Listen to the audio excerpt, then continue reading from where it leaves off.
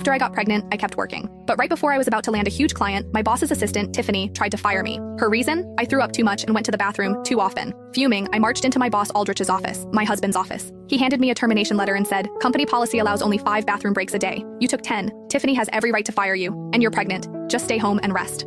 My eyes dropped to the floor. A corner of a lace thong was sticking out from under his couch, so he was cheating. I said nothing. I slapped the termination letter across his face. The moment I walked out of the building, I called our biggest competitor.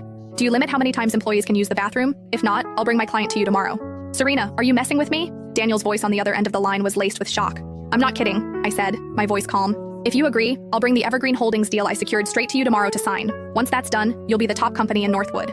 Daniel hesitated. "Are you having problems with Aldrich? Is this call just to spite him? Everyone in the industry knows you're the powerhouse, carrying all the major accounts for Aldrich's company.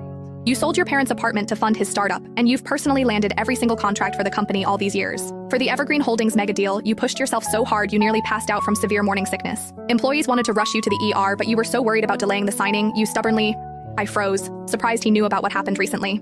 Listening to him, I just managed a bitter smile. Yeah, everyone in the industry knew how much I cared for Aldrich. I once believed we'd build our empire together, side by side, until the very end. But today, I was dealt a blow that shattered me awake from that beautiful dream. Aldrich and I started with nothing, 2 broke students, determined to carve out our own space in this big city. We built everything from scratch, pushing hard until today, finally owning our own company. 6 months ago, when I told him I was pregnant, his hands trembled with excitement. But when I suggested we get married, he fell silent for a long time before finally speaking.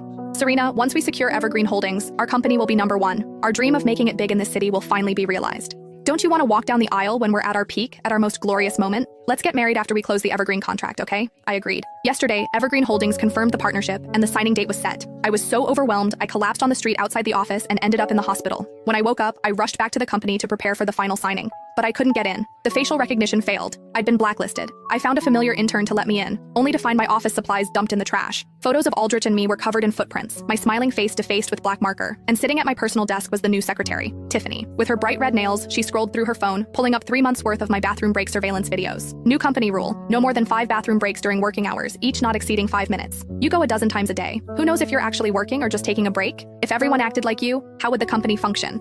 I was stunned. Since when did the company have such a rule? I went to Aldrich's office and told him what happened. He simply said, his tone flat, "Tiffany was headhunted from a major corporation. The rules she's implementing are based on big company experience. We of course have to follow them." I tried to suppress my anger, explaining that my frequent bathroom trips were due to pregnancy and work stress. He waved his hand dismissively. "That's just your weak constitution. Don't use it as an excuse.